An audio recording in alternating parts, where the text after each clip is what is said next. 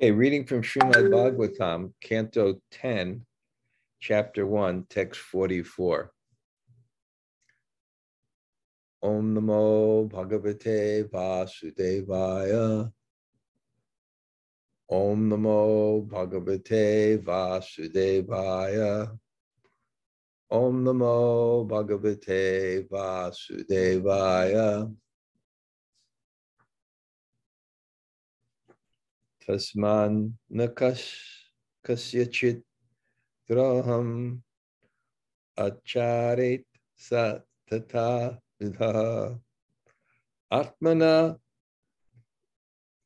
kṣemam anvicchan drogdhur parato bhayam. Therefore, since the envious, impious activities cause a body in which one suffers in the next life, why should one act impiously? Considering one's welfare, one should not envy anyone, for an envious person must always fear harm from his enemies, either in this life or in the next. Purport: instead of being inimical toward other living entities, one should act piously by engaging in the service of the Supreme Lord, thus avoiding a fearful situation, both in this life and in the next.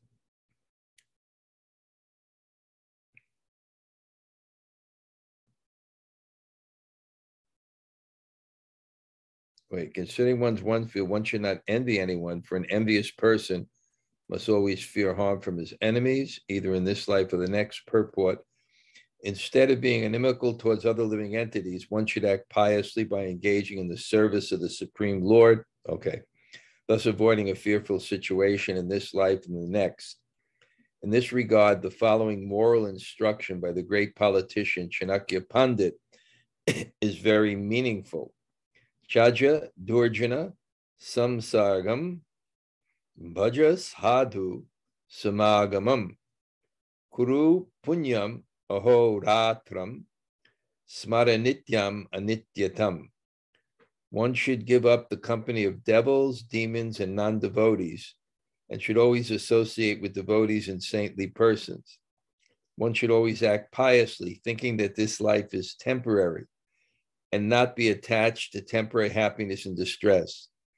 The Krishna consciousness movement is teaching all of human society this principle of becoming Krishna conscious and thus solving the problems of life forever. Tyaktva deham punarjanma naitimam eti surjana.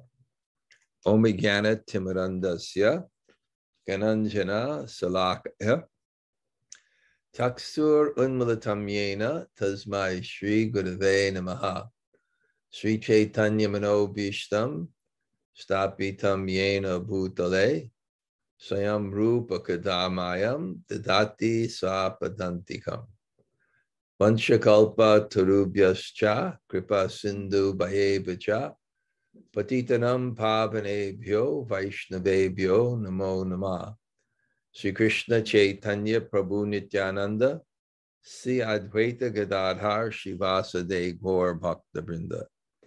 Hare Krishna, Krishna Krishna, Hare Hare, Hare Rama, Rama Rama, Hare Hare.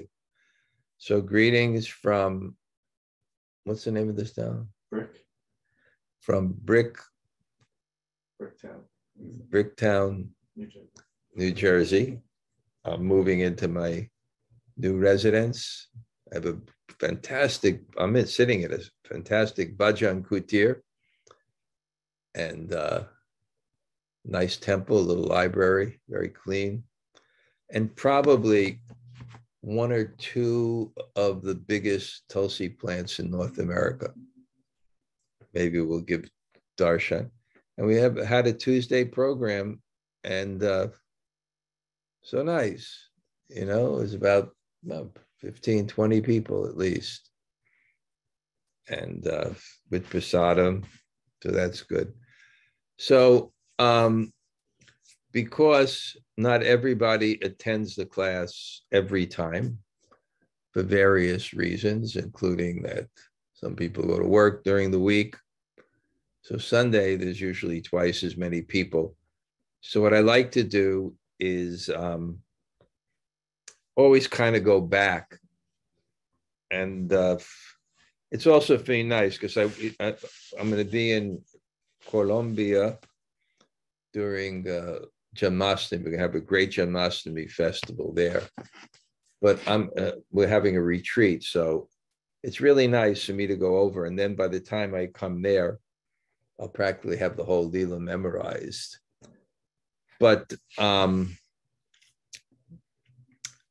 so we know the story began with the earth is distress.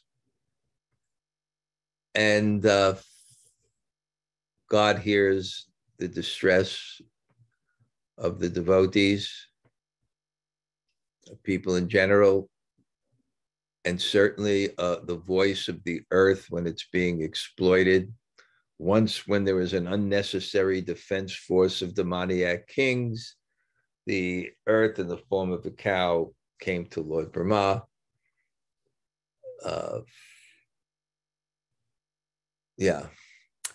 And they went to where Lord is situated in the universe, and with attention and the right prayers, they petitioned the Lord's help. And within the heart of Lord Brahma, God spoke to him. God speaks to us through the heart. He's actually speaking to every single person here now. But the problem is the senses and the mind have a limited capacity. Well, let's say the mind has a limited capacity to interpret all the sense phenomena that comes at once. So it has to be selective. You're actually seeing a very small portion of what's there. Even right now, I have these books on my table. They're in my vision, but I can't say which is which. Like, let's say you're in a library and there's so many books. You're seeing them all, but how many you're actually seeing? So there's this kind of idea that we remember what the consciousness is focused on. And because our consciousness is focused on so many external things, we can't hear God in the heart. But one whose senses are controlled and is pure, he can hear God in the heart. And that's, the guru is the external manifestation of the super soul. It means God is speaking to us, but because we can't hear it, God has to manifest externally. Not that the guru is God, but that voice comes through those people, and it comes through the Shastra. What's in the heart and what God's speaking is also in the Shastra, and it's also represented by the people who represent the Shastra. So then he told them that God is going to appear. He already hears the distress, and that he's already sent so many of the demigods, Sura, saintly people who want to take birth in his pastimes. He's also sent his internal energy. He's also sent his plenary portion, Balaram, and they were pacified. So that's the first part of the story. The second part of the story is just before Krishna is born. What his starts with his the marriage ceremony. But first it starts with, because now the story is going to be told. It tells about the place, which is Mathura, and how it's a special place. It's intimately connected to the Lord. So in that place, it describes in that place, it brings you to the image of the wedding ceremony of Krishna's mother and father. And after the wedding ceremony, the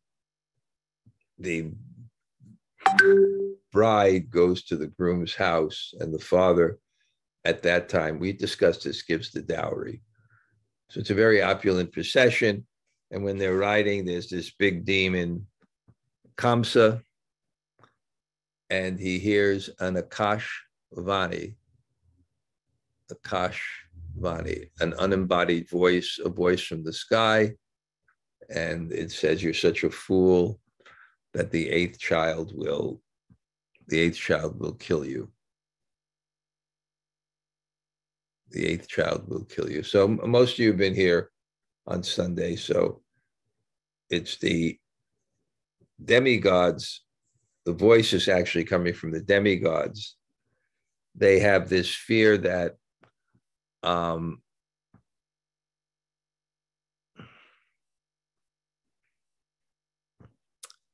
that Kamsa, the demon, is going to get powerful by serving his sister, who's the mother of Krishna.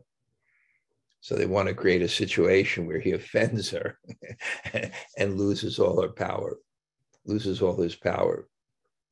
But also it's on a higher platform. This is why it says sometimes you can't understand the activities of a pure devotee, even if you analyze Prabhupada, why he made certain decisions, why he didn't. It's not just the intellectual platform, it's the will of God, which encompasses a much wider vision of reality and the karmic situation. And this wider vision of reality, you say, why the demigods causing that? Because they're expediting Krishna's birth, because he's the eighth child, and there's 7 that are born before him. So he really inspires Vasudeva. The eighth child is going to be, is going to kill Kamsa. The eighth child is actually going to be Krishna. Narada Muni understands this, and he expedites it later also. So and Kamsa hears that, and he's also called a fool, because what kind of fool is carrying the vessel which your death will be in? So 2 things hit him as a demon, narcissistic personality who sees the world according to his own desires. So he sees, oh, this is going to be the death of me. I have to destroy this, even though it's my sister. And he's also to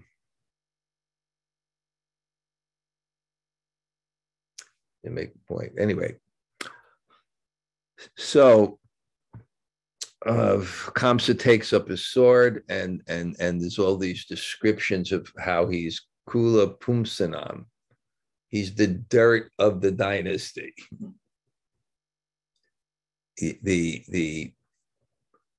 You represent your dynasty. And therefore, actually, when someone's in a good family, there's pressure. Because if you do something wrong, it represents your family.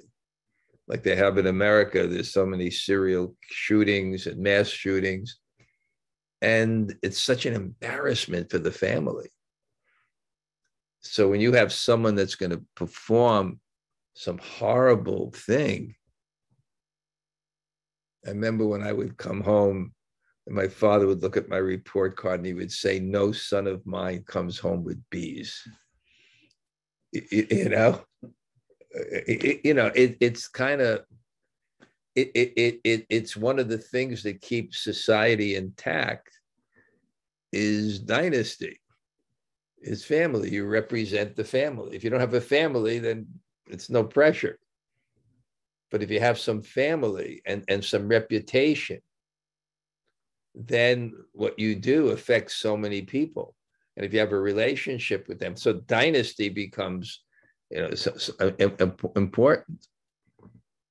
So Kula Pumsanam, he's going to be the dirt of the dynasty.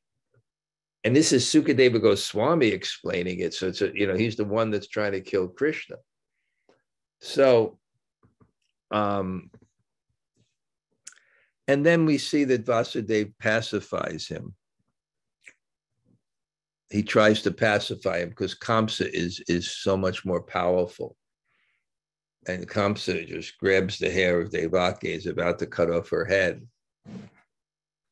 And so the last part that we were up to, we saw that Vasudeva, later on, what Vasudeva is going to be described, because it's such a difficult situation. You know, he's going to try to pacify Kamsa. And Kamsa sees the world according to his desires. So what he wants to live. In other words, he has no principles. He wants to live, and he sees that she's going to.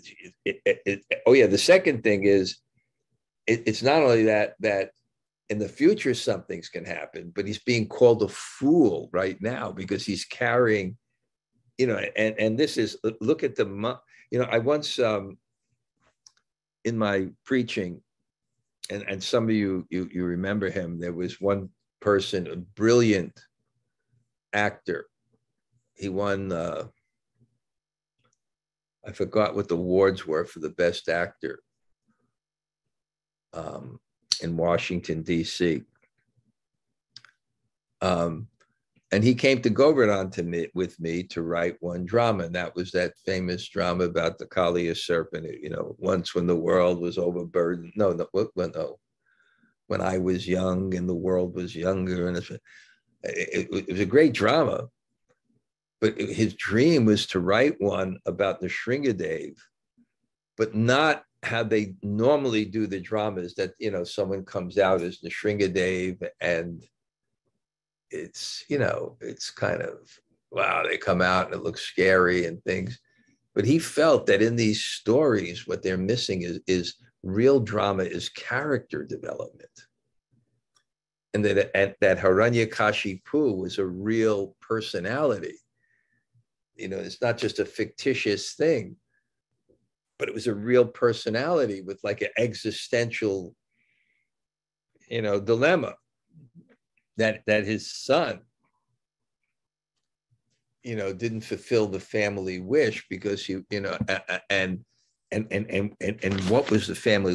His brother was killed by Vishnu, and he wants revenge, and now his son is becoming a devotee of Vishnu, and that kind of, or he was going to write a drama about Govardhan, and he wanted to write a drama at Govardhan. What was it like in the village when you know, there was this tremendous flood? You know, there's some reality. There's actually we simplify it, but there was actually a reality that there's this tremendous torrential downpour, and people in the village are in this calamity. And they're seeing the water fill up to the ditches to such a way that, you know, you can't see the highland and the lowland anymore. And that the calves are just being drowned. And then they have to appeal to Krishna. Krishna, Krishna, Krishna, Krishna, Krishna, Krishna, Krishna, hey.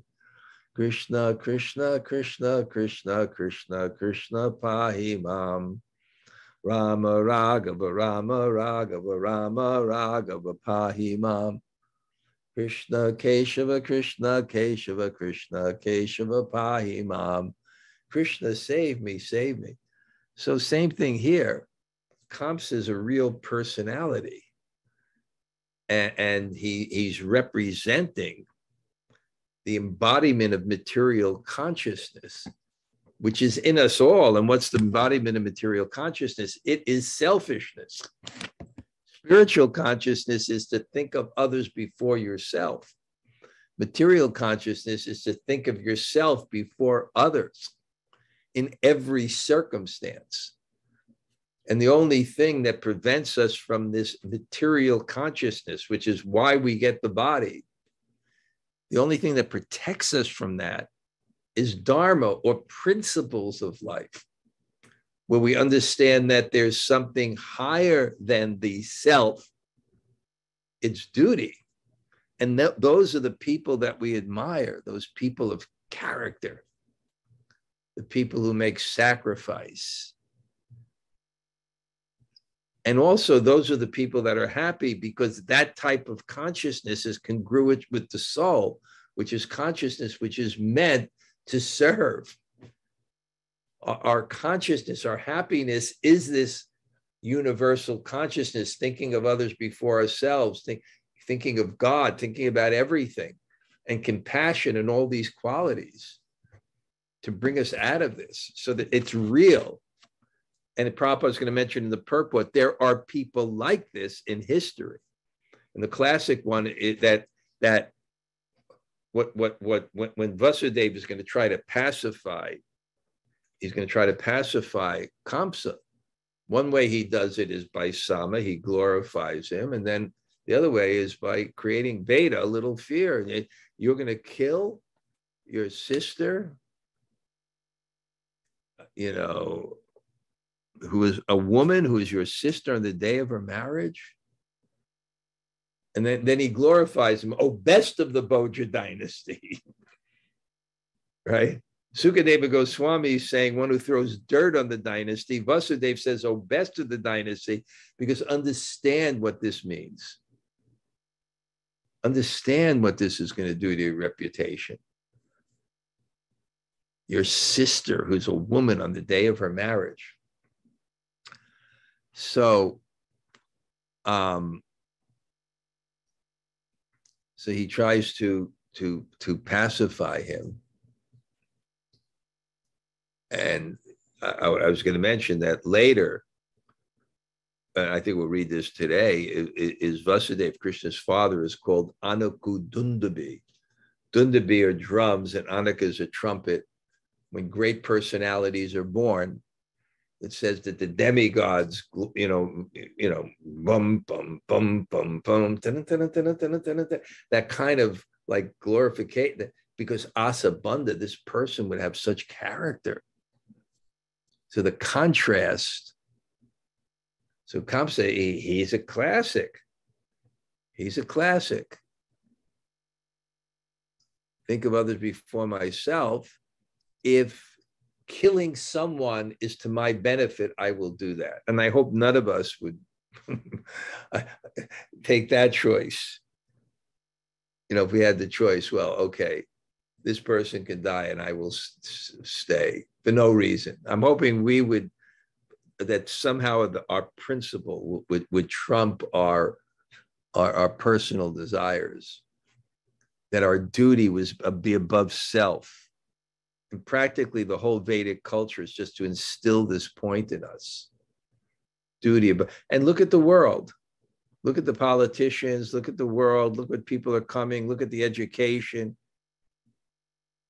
They're training people self above duty. So what do you expect? What do you expect?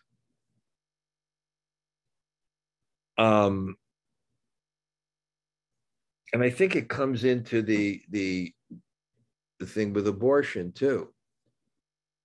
There's a subtle issues on, there are things to be discussed, but the argument that,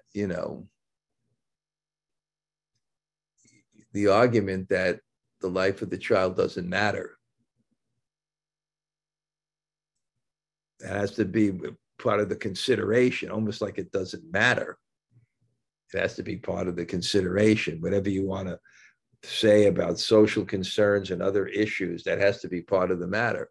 But sometimes people argue on the extremes that it's not even a consideration. It was so this consciousness. So he when you want to convince someone, and you're going to see this really, so you have to understand their mind. You have to not understand just what you say, you have to understand how they interpret it. And then you have to deal with those doubts, even if they may not express it. So someone who's very, very acute in his intelligence and wants to convince someone, he has to know the science of reading minds. So we discussed this. I'll just go over that and then we'll go today's thing. So So he's telling them, how can you do this? How can you kill him? So Vasudeva says, so Vasudeva's understanding that what's Kamsa going to think, he says, well, I don't want to die, so I got to kill her. And then, so what is Vasudeva? Knowing he's going to think this way, he said, well, one who's born dies. Everyone dies. You're going to die. So you're not solving your problem. So then Vasudeva will say, well, I understand everyone dies, but there's no life after death. And then, so Vasudeva's understanding, this is what he's going to think. I'm going to say, okay, I'm going to say this, everyone dies. And the way this might say, well, so what? You know, so what? But no one lives after death. So then he explains, no.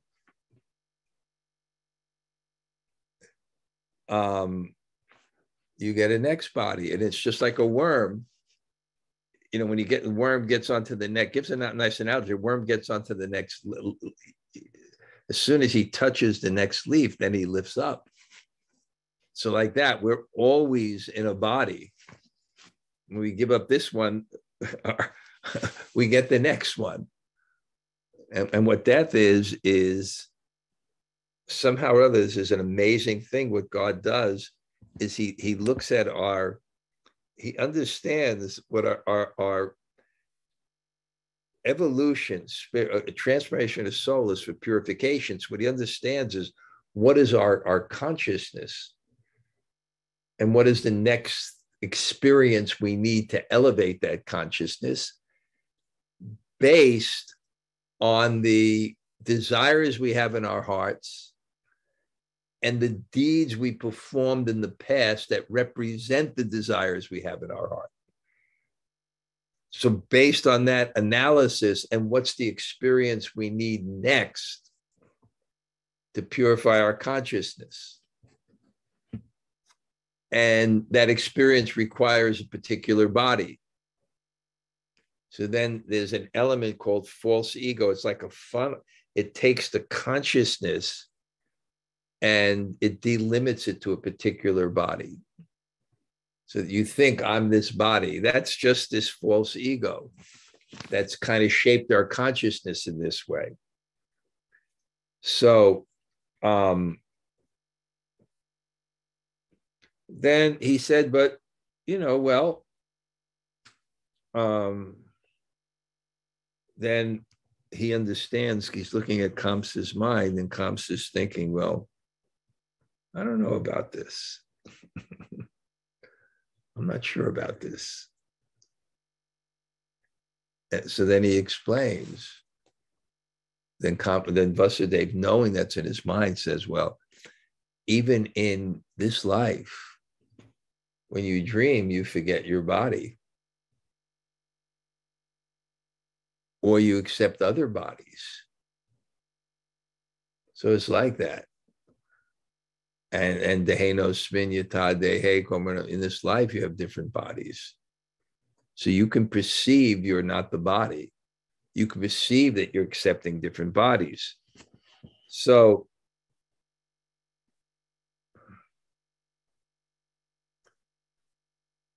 all right, he said, okay,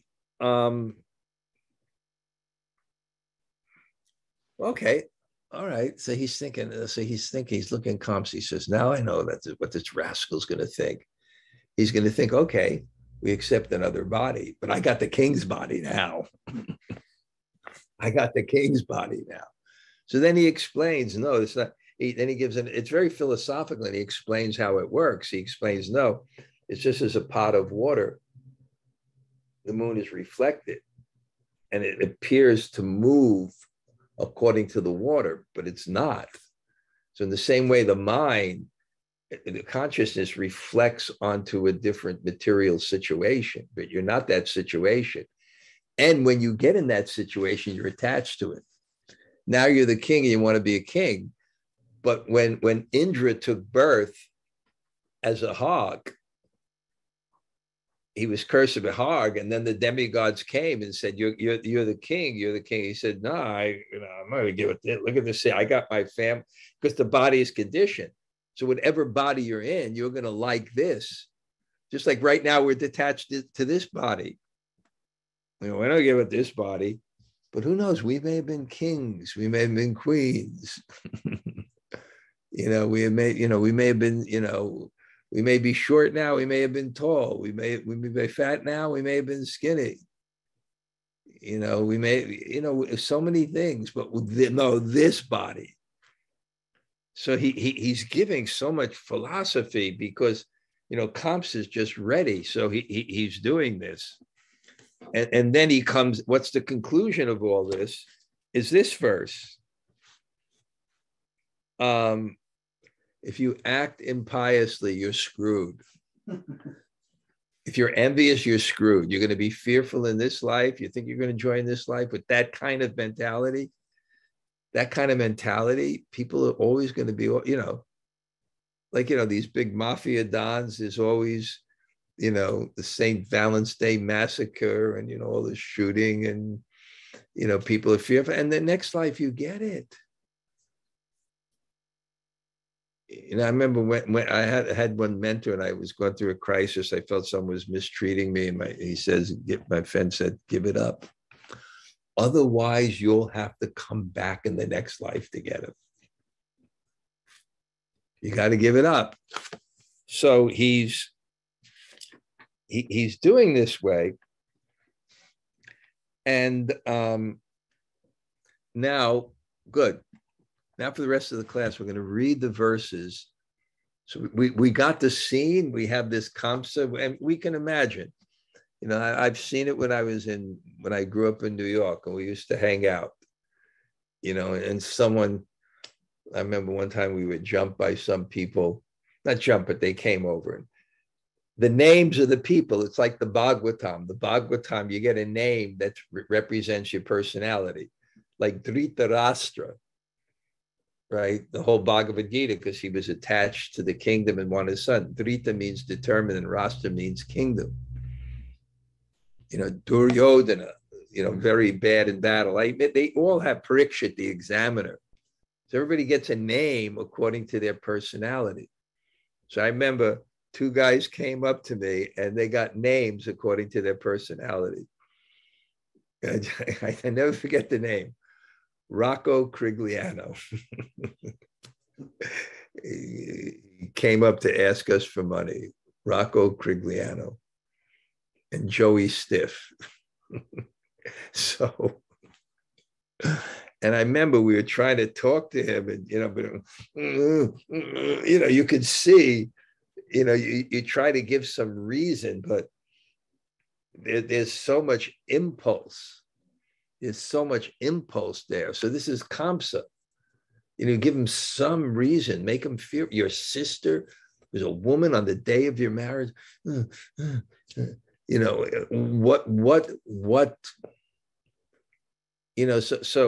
he and then he says, as your younger sister, this poor girl is like your own daughter and deserves to be affectionately maintained. You are merciful, therefore you should not kill her. Indeed, she deserves your affection. It's your daughter. It's like just like your own daughter. It's your sister. It's kind of, even the demons. They have like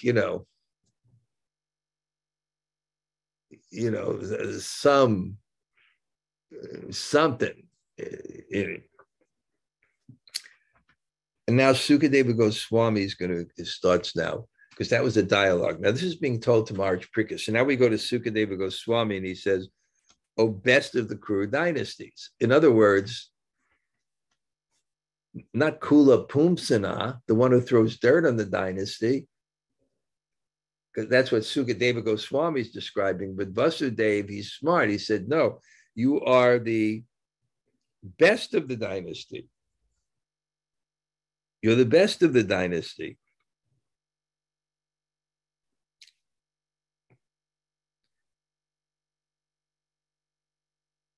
Oh, no, no, no. This is something else. Sukadeva Goswami, he's speaking to Marge Prickett. He said, "Oh, best of the crew, Kamsa was fiercely cruel, and he was a follower of the Rakshasas, the man-eaters. He's so cruel. Therefore, he could neither be pacified nor terrified by the good instructions by Vasudeva. Pacified, Sama. Terrified, Veda. That's what you got to do when you argue somebody. You appeal to their good side and the bad side. So in diplomacy, there's good cop and bad cop. Is Sama, good cop, you pacify. Beta, bad cop. How can you do this? It's so low. Good cop, you give bribe, not Dana. Bad cop, you beat. So these are the kind of things. There's always the good type, the good cop, bad cop type of diplomacy going on. So it's going on, and he couldn't be pacified. He did not care about the results of his sinful activity, either in this life or the next. So he's not broad-minded. When you trained and you're educated spiritually, you're able to look at things at a broader, I'll make this sacrifice now. Nayam lokas te lokas yakuru. Nayam lokas te yagyas yakuru. Without sacrifice, there's no benefit in this life or next. No, I look at a broad thing, maybe not this life, my soul, the next life. The people, they'll make sacrifice. We can see it. Some guy just wastes his life, another guy is studying hard and going to school. He's sacrificing, going to medical school. The person just another person is chanting his rounds. He's making sacrifice. It's difficult for him now, but he sees the long-term benefit. Where someone who's not elevated in consciousness, they can't see. So he sees, he does not care about sinful activities. He only sees the moment. He called me a fool for carrying her, and she's going to kill me. When Vasudeva saw that Kamsa was determined to kill his sister, he thought to himself very deeply, considering the imminent danger of death, he thought of another plan to stop Kamsa. So significant word here, he's called Anaka Dundabi. And this is, Anaka Dundabi means trumpets, Anaka Dundabi, the drums, the kettle drums. It means when he was born, the demigods knew that this was such an incredible personality because he had the quality of Ashabandha. Ashabandha means your hope cannot be stopped. Determined. This is a great personality. His hope cannot be stopped. So he doesn't give up easily. So he's thinking, what can I do? I tried everything. What can I do? So he's not going to give up. And then, and Sukadeva Goswami is describing this. He says, as long as the intelligence and bodily strength one has, an intelligent person must try to avoid death. This is the duty of every embodied person. But if death cannot be avoided in spite of one's endeavor, a person facing death commits no offense. So we try to keep life. We try to keep life as far as possible for us and others. And of course, Prabhupada and the purport will talk about really keeping life is to realize you're eternal. But even on that other platform, the body is given. The body is a vehicle to realize God. You got one more minute before work, huh? I'll stay a little bit longer. You can walk it a little late? No, but I'll stay like 8:14. Okay. Okay, Jack has got to go to work, but he's relishing it, so he's sitting here. He's happy because we have an ashram.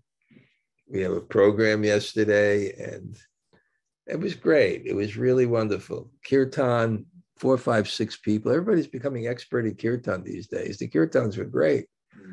I spoke a little bit, and then prasadam, people came from work.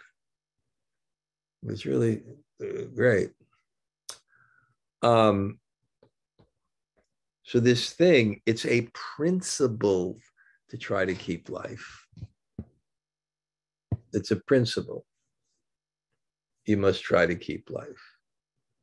Not artificially. But when you can, you try to keep life.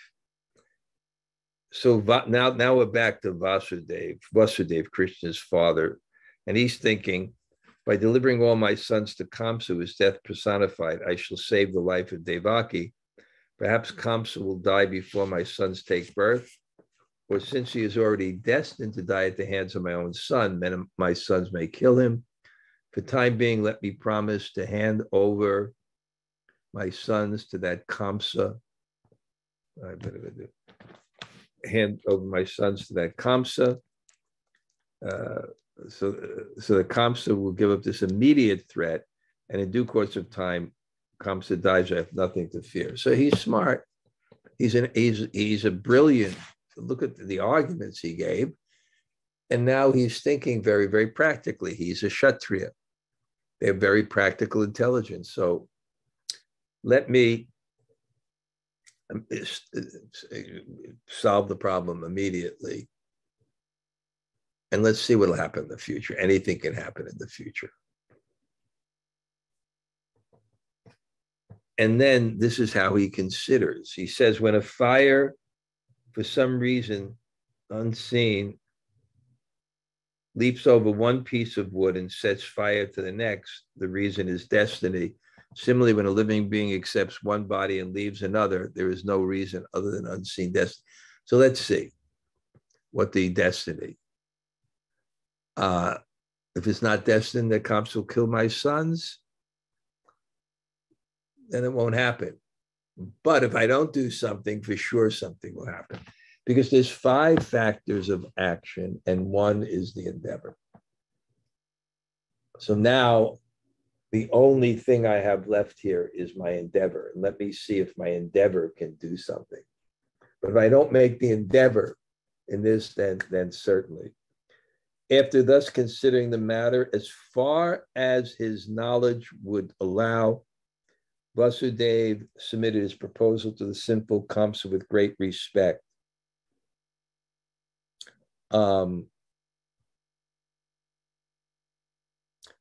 with great respect, Bahu Mana, before him, great respect. Well,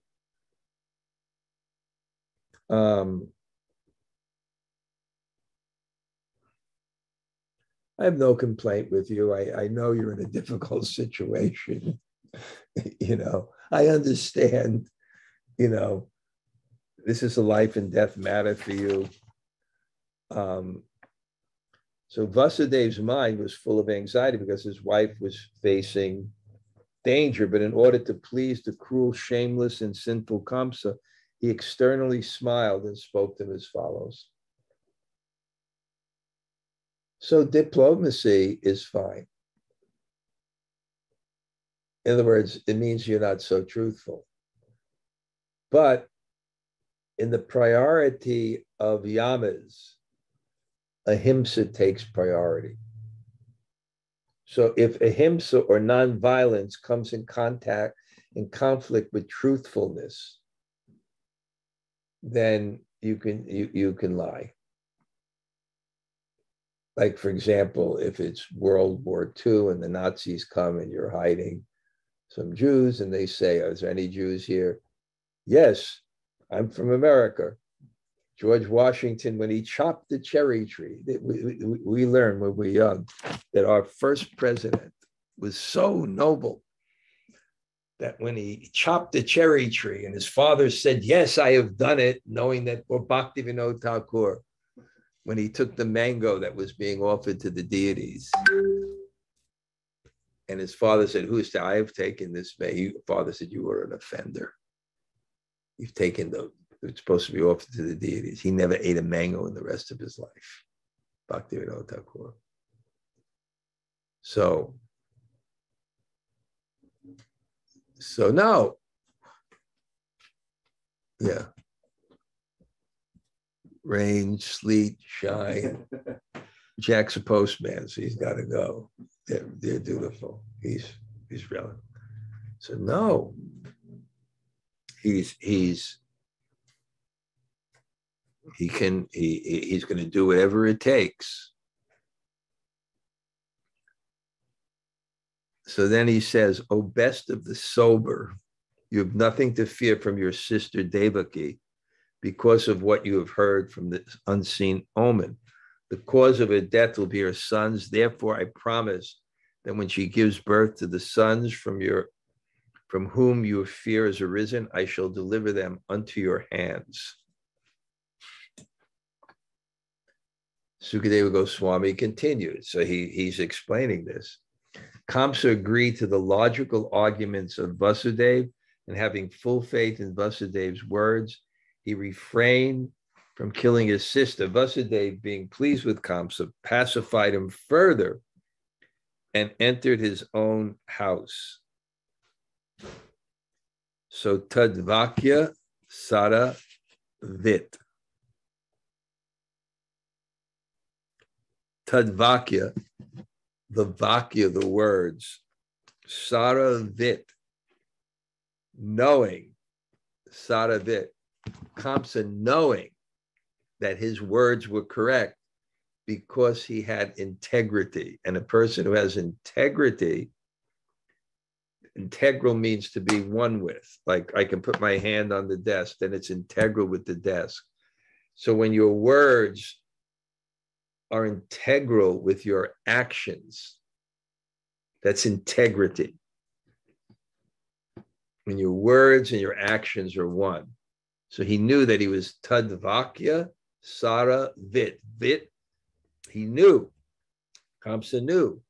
Sara, that was correct. Tadvaka, whatever words. You can understand what truthfulness. And even Vasudeva was very worried. Later, he would take the child anyway. But in that culture, especially a person of character, one's word. When I was visiting my mother, I don't know, her younger brother wrote a biography of that, like a thing of the family or something, and talked about my grandfather in business, that they knew if he gave his word, they wouldn't even have to sign a contract. Each year thereafter, in due course of time, Devaki, the mother of God and all the demigods, gave birth to a child. Thus she bore 8 sons, one after another, and a daughter named Subhadra.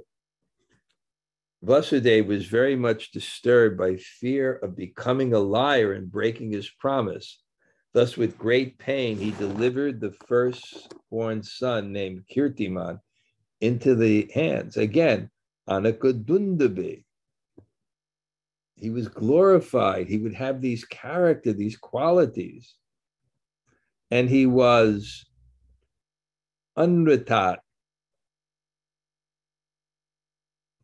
He was ati vivala.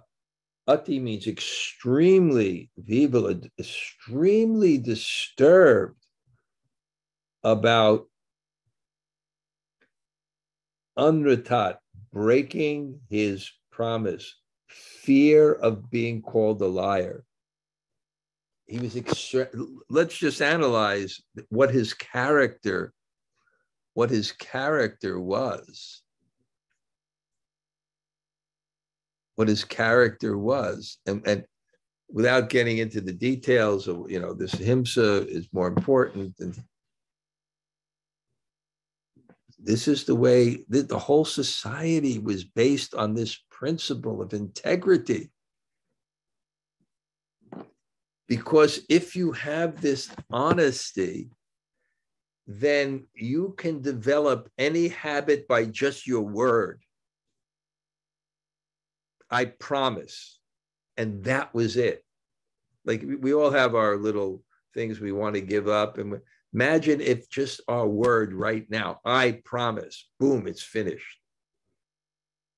And there are people like that. I even know people today, very, very rare. People who would rather die than lie. So it was something extraordinary. And he had this character. And then this is like a famous verse in that, what is painful for saintly persons who strictly adhere to the truth? What will they not do for the truth? How could there not be independence for pure devotees who know the Supreme Lord is the substance? How could they not be neutral? No prejudice within them. I act what's right. What deeds are forbidden for persons of the lowest character? And what cannot be given up for the sake of Krishna by those who have fully surrendered to his lotus feet? My dear King Parikshit, when Kamsa saw that Vasudeva, being situated in truthfulness, was completely equipoised in giving him the child, he was very happy. Therefore, a smiling face, he spoke as follows. O Vasudeva, you may take back the child and go home. I have no fear of your first child. It is the 8th child of you and Devaki I'm concerned with, because that is the child whom I am destined to be killed. So now he's pacified in mind. There's no, it's whim. You'll see, you can't trust someone who doesn't have principles. They can say yes, they can say no, they can switch. But someone who has principles, you can predict their behavior. But you can't trust someone who doesn't have principles. So even this with Kamsa, Kamsa agreed and took his child back, but because Kamsa had no character and no self-control, Vasudeva knew that he cannot rely on Kamsa's words.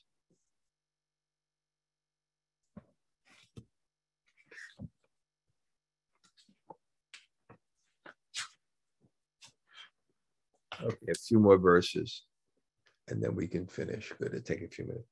The inhabitants of Vrindavan, headed by Nanda Maharaj and including his associate cowherd men and their wives, were none but denizens of the heavenly planets.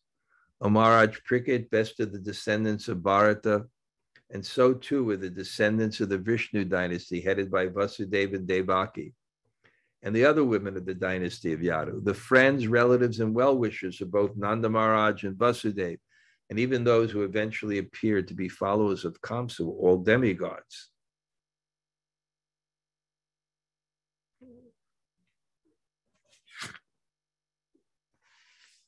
Once the great Saint Narada approached Kamsa and informed him of how the demoniac persons who were a great burden on the earth were going to be killed, thus Kamsa was placed into great fear and doubt. After the departure of the great Saint Narada, Kamsa thought that all members of the Yadu dynasty were demigods, and thus any of the children born from the womb of Devaki might be Vishnu. Fearing his death, Kamsa arrested Vasudeva and Devaki and chained them with iron shackles. Suspecting each of the children to be Vishnu, Kamsa killed them one after another because of the prophecy that Vishnu would kill him. Kings greedy for sense gratification on this earth almost always kill their enemies indiscriminately. To satisfy their own whims, they may kill anyone, even their mothers, fathers, brothers, or friends. In his previous birth, Kamsa had been the great demon named Kalanemi and been killed by Vishnu. Upon learning this information from Narada, Kamsa became envious of everyone connected with the Yadu dynasty. Kamsa, the most powerful son of Ugrasena, even imprisoned his own father, the king of the Yadus, Bhoja and Andaka dynasties, and personally ruled the states known as Surasena. So I just read that last part, and on Sunday, I will go over and explain in detail. And something happens here on the end of this chapter, is that there were so many notes in the commentaries that Prabhupada didn't put them in the purple. When he finished the chapter, he said, I have to include these. So I think it's 15 pages more. So I'll study those and be able to add something more. to this whole thing. Jumanajaya, if you're still there, is there any point that struck you? Raj, thank you. Wonderful, wonderful class. I'm loving the deep dive we're getting in. There's well, one thing I really related to about your family, my son don't bring home no bees. It was the same thing at my house. But what I really is loving the contrast between Kamsa and Vasudeva, and this, what you said about Dharma will protect us. And it's making me think this is like the 16th chapter of Bhagavad Gita played out, you know, the qualities of the janma-lila and the divine. And here we see Vasudeva with all these great qualities, being completely fearless as he does this, and Kamsa is so full of fear and not knowing what to do. So I love that comment, those principles, Dharma will protect us, and Kamsa has none, so he's so completely unprotected, so he's so fearful. So I'm loving that contrast. That's a great point too, and that even though someone is in an advantageous position, he's more fearful than one who follows Dharma and who is in a less powerful position. And the classic example, and I've quoted that many times, is Socrates, when he's cursed to die by the Senate. He just wants to address them, and he says, if you think you can harm me, you won't harm me, you'll only harm yourself. Because what harms someone is when they act improperly. Because that harm goes on a much deeper platform. So he said, you can. So I think it's the same thing with he thinks he has advantage, but you never have advantage if you don't have Dharma. Because Dharma leads to auspiciousness. So even I also remember I studied this book on happiness, and it discussed this lady, Iti Hillison, who was in the concentration camps. I repeated that, and she said, for one who has an inner life, it doesn't matter what side of the fence one is on. So, okay, thank you. Okay, anybody else have any reflection, any point that they appreciated? Yeah, Hare Krishna Maharaj, just following up on what you just said, it reminded me of Arjuna versus Duryodhana too, who was materially or militarily in a more disadvantageous position, yet because he was dharmic, he was actually ahead of the game. That's so good, because that's the contrast between the first and last verse of the Bhagavad Gita. In the first verse of the Gita, I discussed this before, it said, Dhritarashtra Uvacha, what did my sons and the sons of Pandu do, being desirous to fight? Thinking I have military advantage. So the first verse of the Bhagavad Gita is coming from a materialistic mind. I have more power, I have advantage.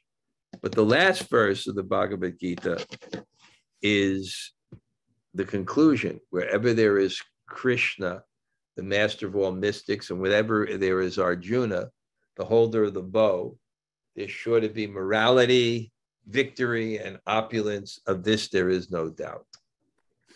I thought that the first verse was more expressing Dhritarashtra's fear, because he was like focused on right.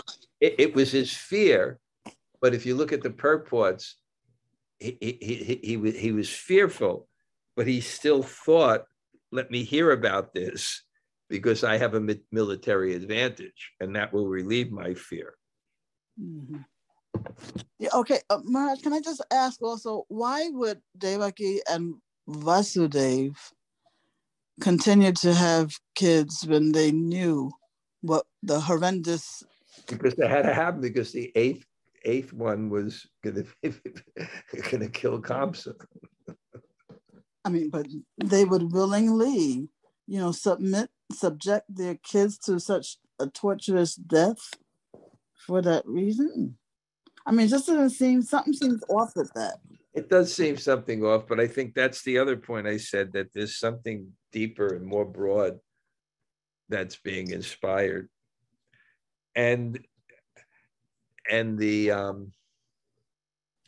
I'll give that more thought, but the 6 children were demons, but I guess they didn't know about it. Let me think about that. Gail? Yeah, because I was afraid to hear that, it's Lila, Think about that, Gail. Okay. Okay. Okay. Anybody else?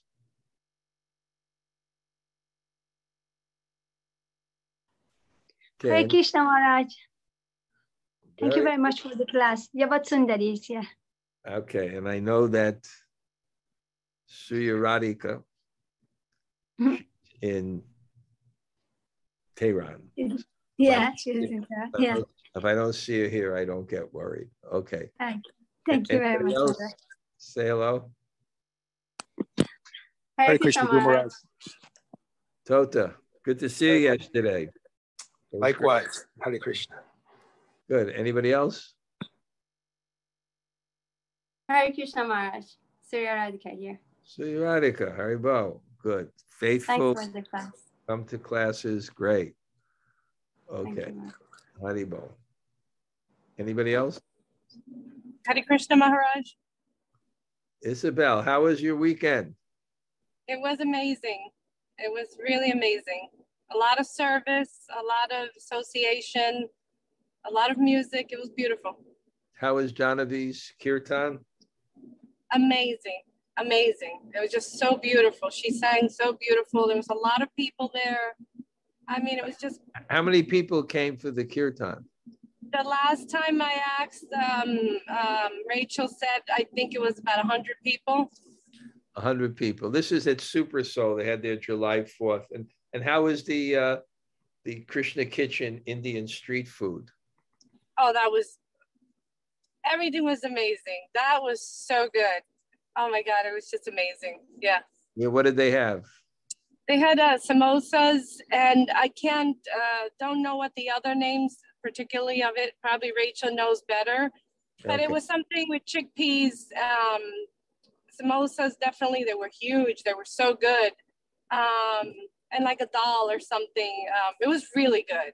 Okay. If anyone's in New Paltz, they should definitely visit Krishna Kitchen. Yeah, they catered at it there. And the other question was, okay, and you did a lot of service helping Rachel? Yeah, it was wonderful being next to her and learning so much from her and being able to help out. Okay, that was great. Okay. Now you will come to Colombia. Yes. And you'll meet all the nice people there. And yeah, okay, great. Well, Looking forward to it, Maharaj. You're driving to work? Yes. Okay. I'm in the tunnel. Okay. Oh, the Holland Tunnel. Okay. All right. Lincoln Tunnel. The Lincoln Tunnel. Okay. All right. Hare Krishna. Okay. Anybody else like to say hello? Hare Krishna Maharaj. Okay, Shyam Kishore and Hemalarata, I see you don't have the good reception today. Okay, great. Yes. Yeah, the camera is not working, Maharaj. Such a beautiful class. Thank you so much. Thank you. Great. Okay, good. Anybody else?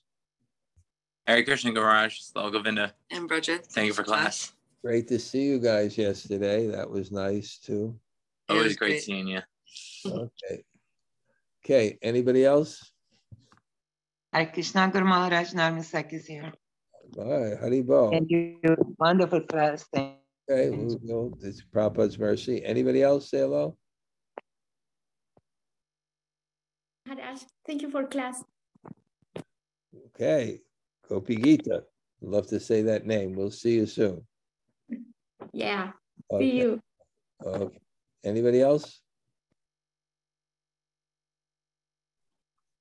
Hare Krishna Maharaj, thank you for class. Oh, Shana, Haribo. Good. Nice to see you. Good.